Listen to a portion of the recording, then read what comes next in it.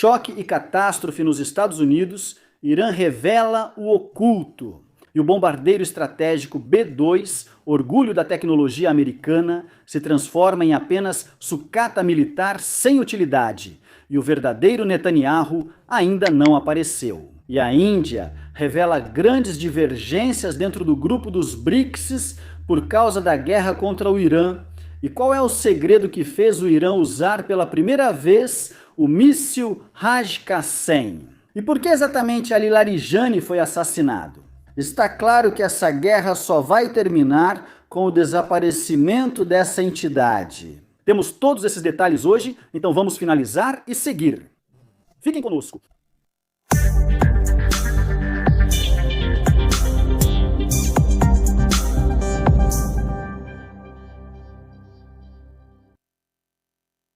Prezados telespectadores, que a paz, misericórdia e bênçãos de Deus estejam com vocês. Bem-vindos a mais um encontro da série Opinião com a Graça de Deus. Está claro hoje, prezados telespectadores, que esse valor tentador de 10 milhões de dólares oferecido pelo Departamento de Estado dos Estados Unidos como recompensa para quem fornecer informações sobre o paradeiro de 10 pessoas das principais lideranças políticas e de segurança do Irã. Está claro que isso deu resultados impressionantes e surpreendentes, quero dizer, para Israel. Em apenas 2 dias, a coalizão Epstein conseguiu eliminar 3 líderes de um total de 10. Hoje, Israel anunciou o sucesso no assassinato do ministro da inteligência iraniano, Esmail Katiba, somando-se ao que aconteceu ontem, Ali Larijani, e também o comandante das forças Basij, que foram assassinados ontem. Em toda a guerra contra essa entidade israelense, confirmamos a veracidade daquela famosa frase do falecido líder chinês Mao Tse-tung, que dizia que o inimigo externo só vence se houver traidores dentro do país. E a frase de que é preciso preparar 9 balas para os traidores e apenas 1 bala para o inimigo.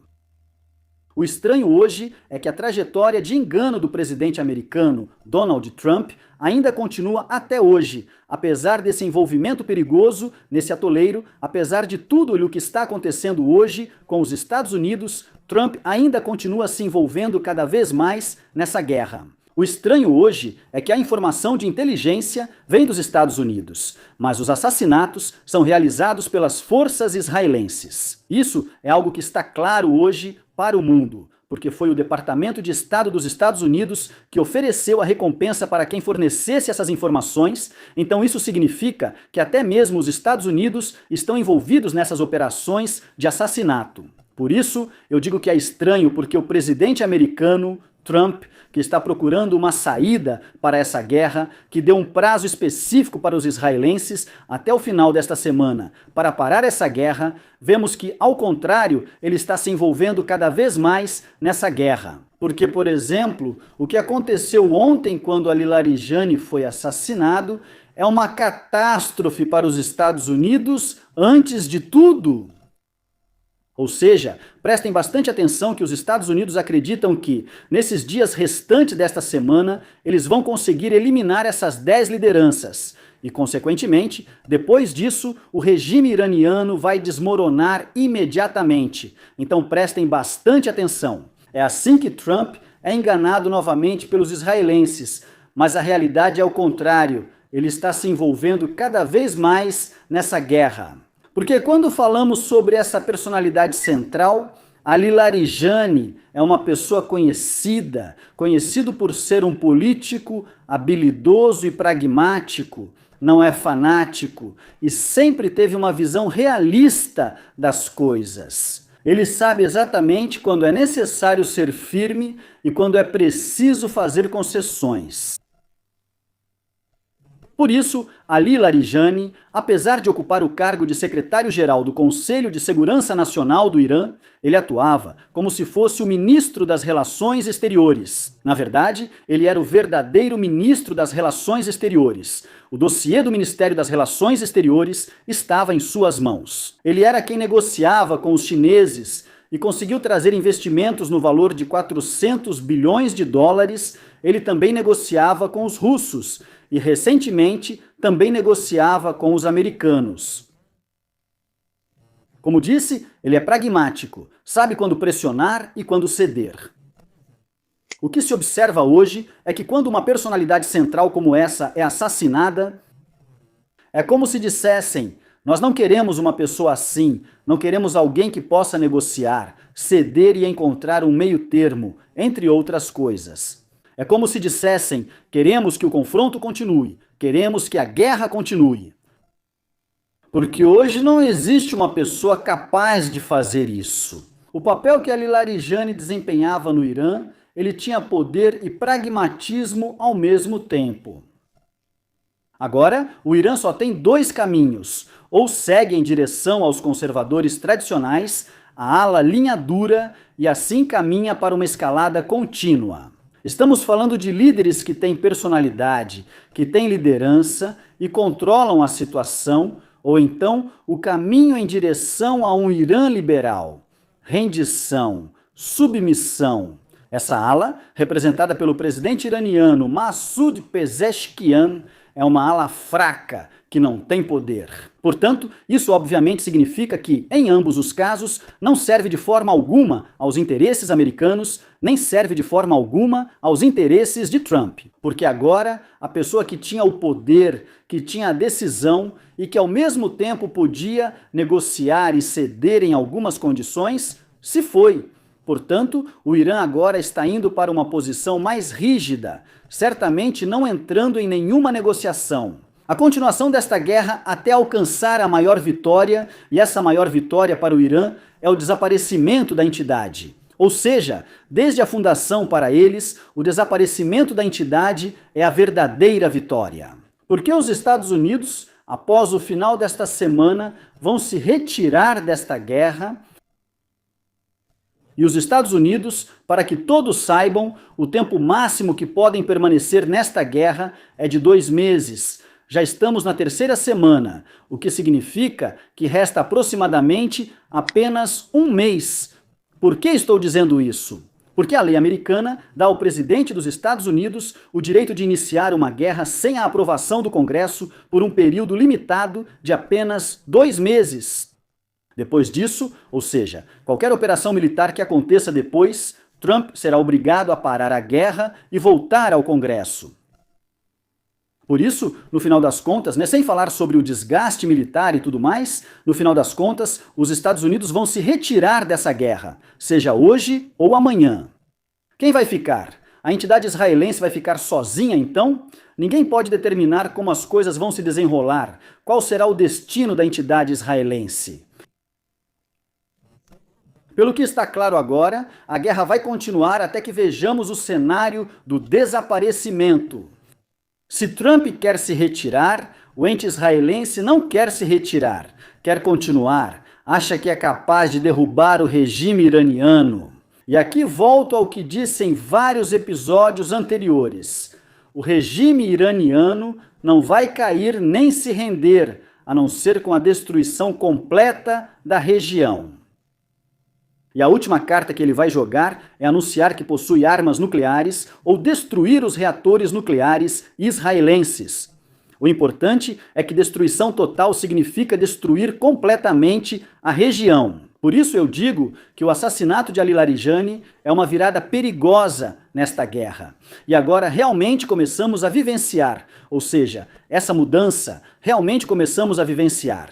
Ou seja, estamos nos aproximando muito do cenário de aniquilação. Ontem, caros ouvintes, a entidade israelense publicou uma foto e vídeos de Netanyahu, numa tentativa de provar que Netanyahu ainda está vivo e com boa saúde. No entanto, a cada aparição, fica claro que nessas aparições são usadas fotos e vídeos falsificados, utilizando imagens e vídeos antigos, com alterações feitas por inteligência artificial. Assim, a fala nesse vídeo, que originalmente era sobre a guerra de Gaza, por exemplo, passa a ser sobre a guerra com o Irã. E assim, fica claro hoje que, até o momento, o verdadeiro Netanyahu ainda não apareceu. Hoje, estamos ainda mais certos de que algo grave aconteceu com Netanyahu e que o Mossad israelense está tentando esconder isso para não dar ao Irã o sentimento de vitória. E também para não confundir o público interno israelense com várias perguntas. Quem está liderando a entidade israelense? E agora, o que acontece? Quem pode liderar Israel agora? E assim por diante. O que está claro é que o Mossad israelense falhou miseravelmente em esconder esse fato.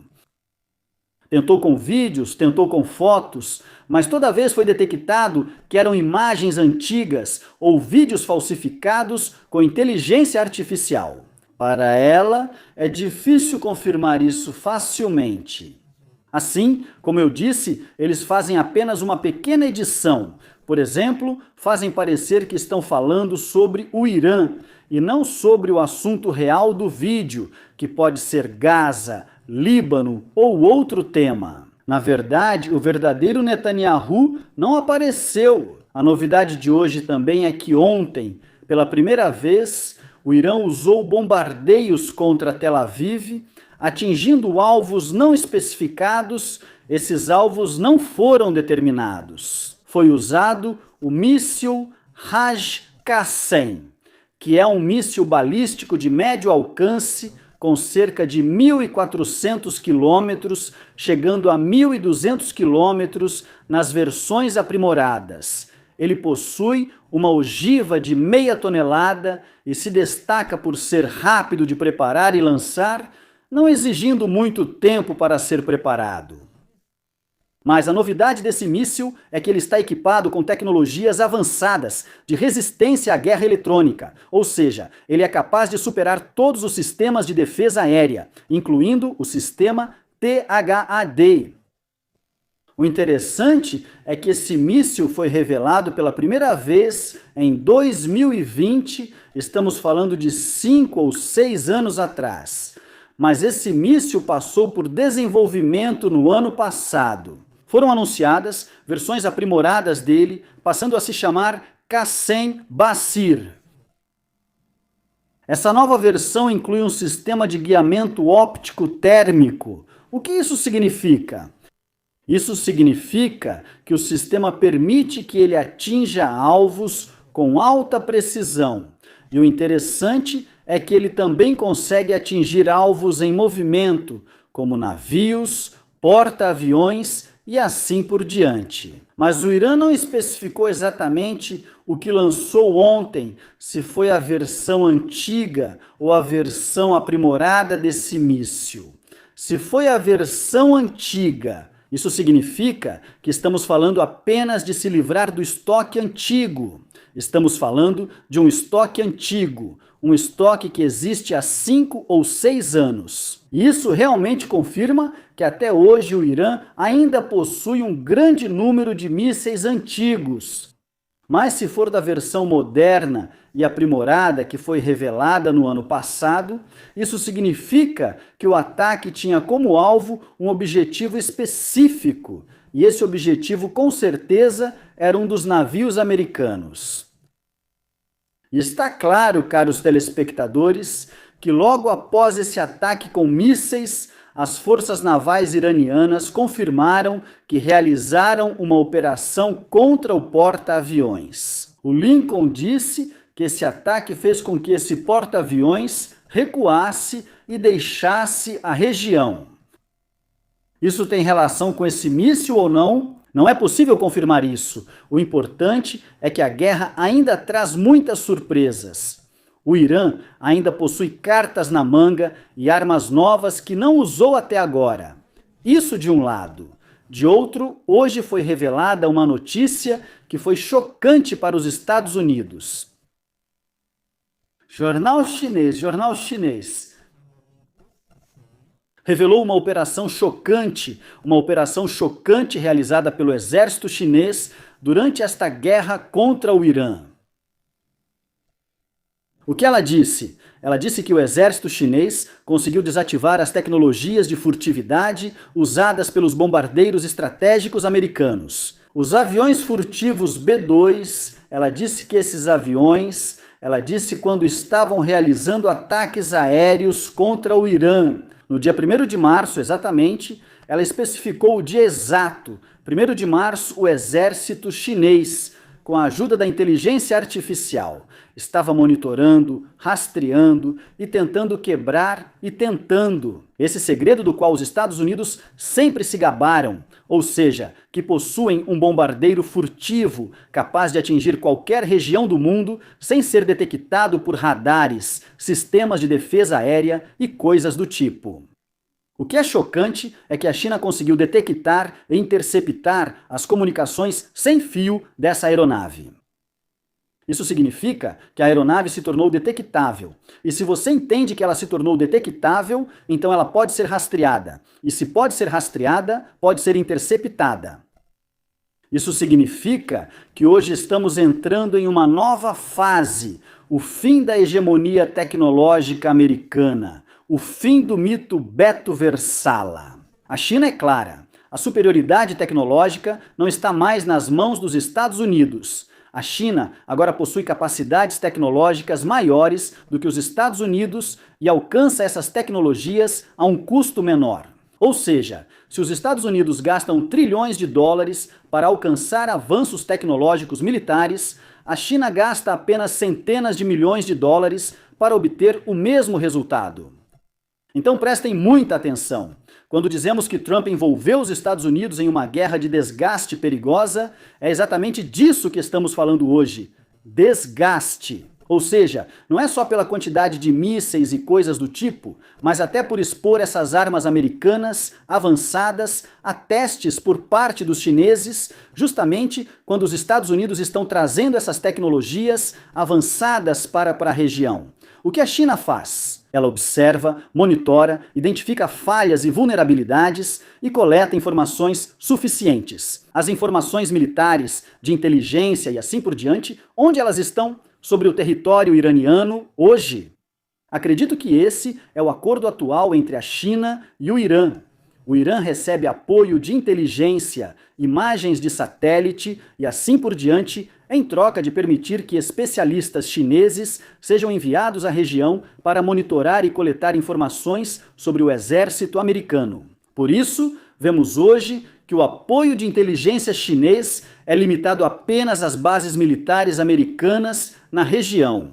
Isso não inclui a entidade israelense. Foi Trump quem envolveu os Estados Unidos nisso. Ele permitiu que a Rússia e a China chegassem a esse nível. Ao envolver os Estados Unidos nessa guerra, uma guerra que claramente vai mudar as coisas. O mapa do mundo, não apenas o mapa do Oriente Médio, mas o mapa do mundo inteiro.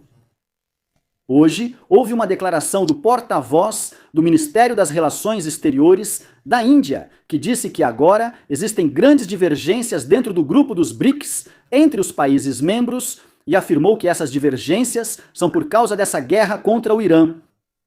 Ele disse que a Índia agora é quem preside o grupo dos BRICS e por isso está trabalhando para resolver essas divergências. A Índia aqui não indicou exatamente a natureza dessas divergências, nem especificou exatamente quais são esses países. Mas o que está claro é que quem está causando essa divergência é um único país desse grupo, que é os Emirados Árabes Unidos. Porque se analisarmos os países membros dos BRICS, vemos que são países que ou são aliados permanentes do Irã, como China, Rússia e África do Sul, ou países neutros como Egito e Indonésia, ou países próximos da entidade israelense e que servem às agendas israelenses, como os Emirados Árabes Unidos e a Etiópia. Por isso, está claro que as divergências vêm principalmente dos Emirados Árabes Unidos. Por que os Emirados Árabes Unidos estão enfrentando essa guerra em todos os níveis hoje? Mas o que está claro hoje é que essa guerra vai revelar o quão perigoso é incluir certos países no grupo dos BRICS, que na verdade são apenas um cavalo de Troia. Ou seja, países fortemente ligados ao Ocidente e à entidade israelense. Essa guerra vai mostrar como é necessário expulsar esses países se quiserem ter sucesso e continuar nesse grupo. Porque as verdadeiras divergências hoje não são sobre a guerra, mas sim sobre os reais objetivos dos BRICS. Por que os BRICS foram criados? Quem é o verdadeiro inimigo dos BRICS? Estamos falando de um país principal que hoje está sofrendo uma agressão direta da aliança Epstein. As coisas estão claras, ou seja, deve haver um apoio claro e explícito ao Irã. Então, os BRICS hoje realmente estão passando por um teste verdadeiro, um teste real e sem precedentes. Vamos ver exatamente como esse teste vai terminar. Isso é o que tínhamos para hoje. Não se esqueçam de se inscrever e clicar no botão de curtir. Que a paz, a misericórdia e as bênçãos de Deus estejam com vocês. Até a próxima!